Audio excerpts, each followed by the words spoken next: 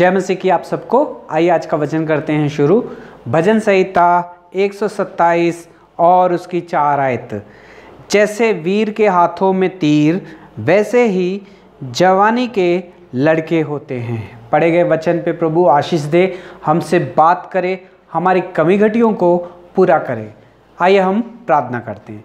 प्यारे प्रभु जी, धन्यवाद, स्तुति और बड़ाई के साथ आपके चरणों में आके झुक जा के धर्म प्रणाम करते हैं। समय दिया धन्यवाद देते हैं। दया करके सहायता और मदद करें, आपके विश्वास में और आपके प्रेम में प्रभु जी बढ़ाएं और चलाएं, और अपना महिमा करने के लिए प्रभु जी आप हमारी सहायता और मदद करें, सहायता और मदद करें। मैं भी खड़ा हूँ प्रभु जी, मैं भी पवित्र आत्मा से भर के प्रभु जी बोल सकूँ। प्रभु जी आप मेरी भी सहायता और मदद करें प्रभु जी, और अपना महिमा हो सके प्रभु जी, इस विषय में सहायता और मदद करें। आपके हाथों में सौंप देते हुए प्रार्थना विनती को प्रभु यीशु मसीह के नाम से मांगते हैं, आमीन। गर्भ का फल परमेश्वर की ओर से आशीष है माता पिता के लिए। हे भाई और बहनों, गर्भ का फल यानी कि परमेश्वर ने माता पिता को सबसे बड़ी आशीष दी है बच्चों के साथ। यानी कि गर्भ का फल माता पिता को मिलना ये परमेश्वर की ओर से आशीष है। लड़की हो या लड़का हो, ये दोनों में कोई फर्क नहीं है, दोनों भी परमेश्वर की ओर से मिलते हैं और परमेश्वर की ओर से माता पिता के लिए आशीष है। जब परमेश्वर हमें बच्चे देता है और बच्चों के साथ जो है वो जिम्मेदारी देता है हमें सही रीति से इन्हें चलाने की, और आने वाले दिनों में परमेश्वर की महिमा करने के लिए हमें तैयार करने के लिए। हे भाई और बहनों, पिछले बार हम लोगों ने ध्यान दिया था लड़कियों के बारे में। इस बार हम इस हफ्ते जो है ध्यान देंगे हम लड़कों के बारे में। हे भाई और बहनों, परमेश्वर के वचन में भजन संहिता 127 और उसकी 4 आयत में कुछ इस तरह से लिखा हुआ है कि जैसे वीर के हाथों में तीर, वैसे ही लड़के होते हैं। हे भाई और बहनों, लड़कों की जो तुलना जो है एक वीर के हाथों में तीर के समान की गई है। हे भाई और बहनों, एक तीर के बारे में, तीर के तुले लड़कों को क्यों बताया गया है? हे भाई और बहनों, तीर जो है जब धनुष में उसे लगाया जाता है और जब उसे खींचा जाता है और छोड़ा जाता है तो वो तीर जो है कहीं पर भी पहुंच सकता है। यानी कि वो आग से गुजर सकता है, यानी वो बिल्डिंगें पार कर सकता है, समुद्रों को भी पार कर सकता है। कोई ऐसी जगह पे जहां पे कोई नहीं पहुंच सकता है, वहां पे जो है एक वीर के हाथों में जो तीर है वो पहुंच जाता है। हे भाई और बहनों, जैसे धनुष में तीर लगाया जाता है, जैसे वीर के हाथों में तीर है, वैसे ही परमेश्वर के जो है चुने हुए बच्चे भी कुछ इसी तरह से होते हैं। परमेश्वर ने लड़कों के जीवन में जो है बहुत ही बड़ी आशीष दी है कि वो कहां पे भी जाएं, कुछ भी कर सकते हैं। हे भाई और बहनों, कुछ भी करने का मतलब कुछ भी करना नहीं, परमेश्वर की महिमा करना। हे भाई और बहनों, हम देखते हैं कि लड़कियों का एक लिमिट होता है, यानी कि घर में बाहर रहना कितनी देर तक रहेंगी और उन्हें वापस आना पड़ेगा या उन्हें कुछ भी करना है, उनकी एक लिमिट है, वो लिमिट तक ही वो लड़कियां कर सकती हैं। लेकिन भाई और बहनों, यहाँ पे परमेश्वर ने लड़कों को कुछ एक्स्ट्रा आशीष दी है। यहाँ पे लिखा है कि जैसे वीर के हाथों में तीर, तीर मतलब उस जगह पे पहुंचता है जहां पे कोई भी नहीं पहुंच सकता है। परमेश्वर ने एक लड़के को ऐसा बनाया है, एक तीर के समान बनाया है कि वो कहां पे भी पहुंच सकता है जहां पे कोई भी नहीं पहुंच सकता है। हे भाई और बहनों, लड़के जो है परमेश्वर की ओर से आशीष है। हे भाई और बहनों, लेकिन हम जानते हैं कि लड़के तो परमेश्वर की ओर से आशीष है और वो एक तीर के समान है। लेकिन भाई और बहनों, आज परमेश्वर इस वचन के साथ हमसे बात कर रहा है कि जो लड़के जो हैं, परमेश्वर ने कहा है ये तीर के समान है, मेरा काम करेंगे। लेकिन आज हम लड़कों को देखते हैं सबसे ज्यादा लड़कियों से भी ज़्यादा अगर कोई बिगड़ी हुई चीज़ है तो वो है लड़के। है भाई और बहनों, आज हम देखते हैं कि लड़के जो है सबसे ज़्यादा शराबी बने हुए हैं, लड़के जो हैं बीड़ी पीने वाले, लड़के जो है गलत काम करने वाले, लड़के जो हैं रेपिस्ट बने हुए हैं। है भाई और बहनों, ऐसा क्यों हुआ? हे भाई और बहनों, लड़कों के पीछे हमेशा जो है शैतान रहता है, लड़कों को हमेशा वो गिराने की कोशिश करते रहता है, लड़कों को हमेशा वो पाप में गिराने की कोशिश करता रहता है। उसकी शुरुआत जो है घर ही से शुरू हो जाती है। हे भाई और बहनों, एक लड़के को यानी कि छोटा सा बच्चा है, उसका बिगड़ने का कारण कौन होता है?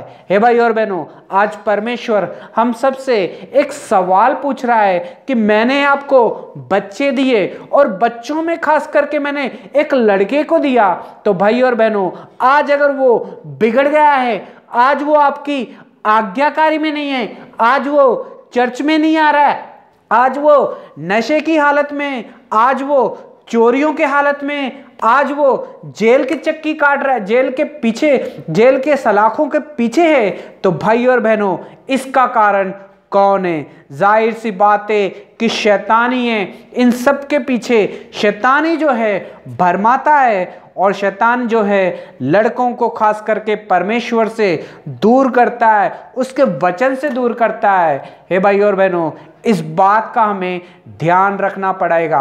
हे भाई और बहनों, वचन में लिखा है कि बचपन से ही लड़कों को उसको शिक्षा दे ताकि वो बुढ़ापे तक जो है उसे याद रखेंगे। लेकिन लड़कों को हम बचपन में जो है शिक्षा नहीं देते हैं, बचपन से हम उसे लाड करते हैं कि ये हमारा बेटा है। हे भाई और बहनों, लड़के का बिगड़ने का कारण कौन होता है? माता या पिता? या माता या पिता को दोनों को पूछेंगे तो दोनों एक ही जवाब देंगे, क्या हम अपने बच्चे को क्यों बिगाड़ेंगे? सही बात है, कोई भी माँ बाप नहीं चाहेगा कि मेरा बच्चा जो है बिगड़ जाए, हर कोई चाहेगा कि मेरा बच्चा अच्छा बने। तो बिगड़ता कहाँ से? कौन बिगाड़ता है? बाहर के लोग बिगाड़ते हैं या घर के लोग बिगाड़ते हैं? कभी कभी बाहर के लोग भी बिगाड़ते हैं, लेकिन सबसे ज़्यादा बिगड़ने का जहाँ पे काम है, जहाँ पे बिगड़ने का चांस है, वो है घर। हे भाई और बहनों, आज परमेश्वर हमसे एक सवाल पूछ रहा है, आपके बच्चे कैसे हैं? आपके बच्चे कैसा चल रहे हैं? आपके बच्चों को क्या आपका डर और भय है? आपके बेटे को खास करके आपका डर और भय है? क्या आपके डर और भय में रह रहा है? क्या माता से वो डरता है या पिता से डरता है? जाहिर सी बात है कि बच्चे जो हैं, लड़के जो हैं, खास करके पिता से ही ज़्यादा डरते हैं, क्योंकि पिता आके शाम को वो आके मारेगा। तो बिगाड़ता कौन है? हे भाई और बहनों, बिगाड़ती क्या माँ है? हो भी सकता है कि माँ उसे बिगाड़ दे, क्योंकि माँ का सबसे ज़्यादा लाडला जो है लड़की नहीं होती है, लड़के होते हैं। और लड़कों को सबसे ज़्यादा प्यार जो है माता ही करती है। हे भाई और बहनों, और बिगड़ने के चांस भी माता के पास ही सबसे ज़्यादा होते हैं। बच्चा अगर कोई गलत यानी कि लड़का अगर गलत काम करके घर में आता है तो माँ कहती है आज मैं तेरे पापा को ज़रूर बता दूंगी। तो बेटा कहता है नहीं मम्मी, इस बार मुझे माफ़ कर दो, अगली बार नहीं करूँगा, प्लीज़ पापा को मत बनाना। तो उसकी माँ बोलती है आखिरी चांस है बेटा, अगली बार मत करना। फिर दूसरा दिन आता है, दूसरे दिन भी और गलती करके आता है, फिर से उसकी माता बोलती है कि देख आज मैं तेरे पापा को ज़रूर बताऊंगी। और दूसरे दिन फिर से माता बोलती है आज मैं तेरे पापा को ज़रूर बताऊंगी। जब माता बोलती है तो बेटा बोलता है नहीं मम्मी गलती होगी, मैंने किया, उसने किया, वो किया, ये किया। लड़का बहाना बनाता है, अपनी माँ को बोलता है कि प्लीज़ प्लीज़ पप्पा को आज मत बताना, पप्पा को आज मत बताना। तो वो उसकी माँ बोलती है ठीक है ये आखिरी चांस है। तीसरा दिन आता है, तीसरा दिन भी बेटा गलती करके घर में आता है और माँ गुस्से होकर बोलती है कि आज मैं तेरे पप्पा को ज़रूर बता दूंगी। लेकिन फिर से बेटा बोलता है माँ नहीं माँ मत बताना पप्पा को, देखना मैं आज के बाद तेरी कसम माँ, आज के बाद कुछ नहीं करूँगा, तो माँ खुश हो जाती है कि इसने मेरी कसम खाली करके और उसे पप्पा को नहीं बोलती है। हे भाई और बहनों, ऐसे करते करते 1 और 2 या 3 हफ्ते, 4 हफ्ते, 5 हफ्ते, 1-2 साल गुजर जाते हैं। हर रोज जो है बेटा गलती करके आता है और माँ बोलती है कि मैं तेरे पप्पा को बोलूँगी, और बेटा बोलता है माफ़ करना माँ, मैं अब नहीं बोलूँगा। हे भाई और बहनों, बेटे को आदत हो जाती है कि मेरी माँ जो है मेरे पप्पा को नहीं बोलेगी, कुछ भी हो जाए मुझे माफ़ कर देगी। इससे उस बच्चे को जो है हिम्मत मिलती है कि अपनी माँ के ऊपर भरोसा हो जाता है उसे कि मेरी माँ कुछ भी हो जाए मेरे पप्पा को नहीं बोलेगी। तो भाई और बहनों, इससे आपका बेटा बिगड़ेगा या सुधरेगा? क्या उसको अपने पिता का डर रहेगा या नहीं रहेगा, ये आपके ऊपर है, आप सोच सकते हो। आप सबको ये सवाल पूछ रहा है आपको कि आपके घर में ऐसे ही आपके बेटों को चांस दे रहे हो, चांस पे चांस दे रहे हो? अगर पहले दिन दूसरे दिन जब गलती करता है, अगर उसकी गलती अगर माता अपने पिता यानी कि अपने पति को बता देती, तो शायद वो अपने बच्चा जो है अपने पिता से डरता, तो मेरा पिता मुझे आके मारेगा, और वो दूसरे दिन उस गलती को करने से रुक जाता। हे भाई और बहनों, आज परमेश्वर इस वचन के द्वारा हमसे बात कर रहा है। आपके जीवन में क्या है? आपके घर में आपके बच्चे कैसे हैं? आपके लड़के जो बिगड़े हैं या सुधरे हैं? या बिगड़े हैं तो कहाँ से बिगड़े हैं? जैसे वीर के हाथों में तीर, वैसे ही जवान लड़के होते हैं। जहाँ पे कोई नहीं जा सकता है, वहाँ पे जो है तीर जा सकता है। हे भाई और बहनों, लड़के जो है परमेश्वर की ओर से आशीष है।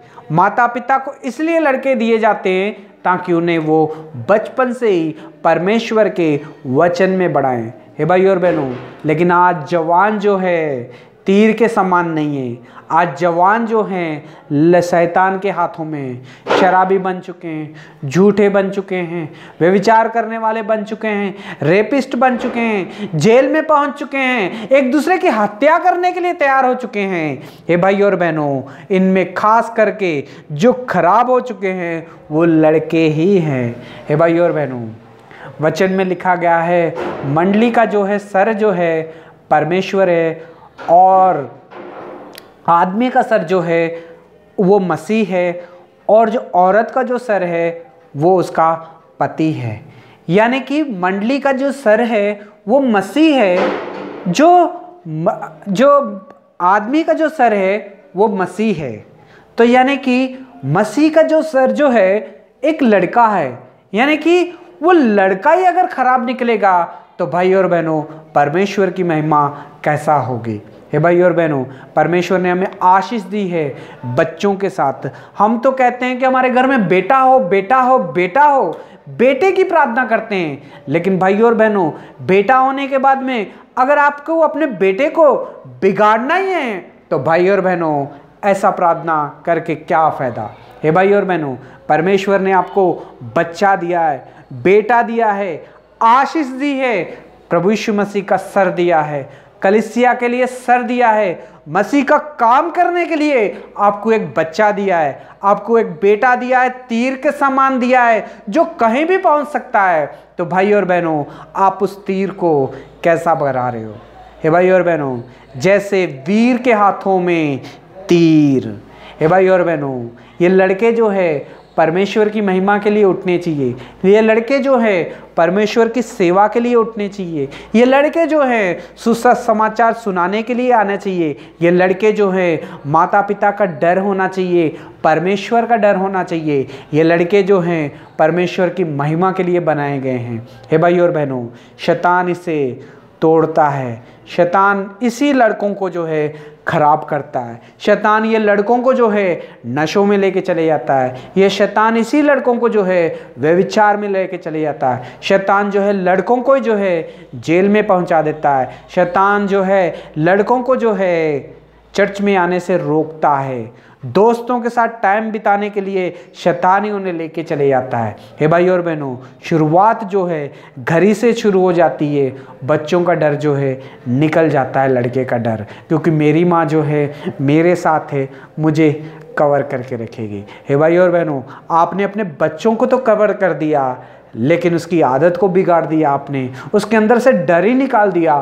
तो भाई और बहनों, बड़ा हो के अगर आपका डर नहीं रखेंगे आपके बच्चे, तो परमेश्वर का डर कहाँ से रखेंगे। हे भाई और बहनों, अगर आपसे डरेंगे, माता पिता से अगर बच्चे डरेंगे, तो भाई और बहनों परमेश्वर से भी वो लोग डरेंगे। अगर माता पिता को परमेश्वर का डर नहीं है, तो बच्चों को भी परमेश्वर का डर नहीं रहेगा। माता पिता को अगर परमेश्वर के डर और भय में है, तो बच्चे भी जो है परमेश्वर के डर और भय में रहेंगे। हे भाई और बहनों, गर्व का फल जो है परमेश्वर की ओर से आशीष है। वचन में लिखा है, जैसे वीर के हाथों में तीर, वैसे जवान लड़के होते हैं। यानी कि परमेश्वर ने लड़कों की तुलना जो है वीर के हाथों में तीर के समान की है। तीर जो है कहीं पर भी पहुंच सकता है। ये परमेश्वर की आशीष है लड़कों के लिए कि वो कहीं पर भी कुछ भी कर सकते हैं। हे भाई और बहनों, परमेश्वर आपको इस वचन से आपको बहुत सारी आशीष और बरकत दे, और लड़कों को परमेश्वर की महिमा के लिए, माता पिता को तैयार करने के लिए सहायता और मदद करे। God bless you.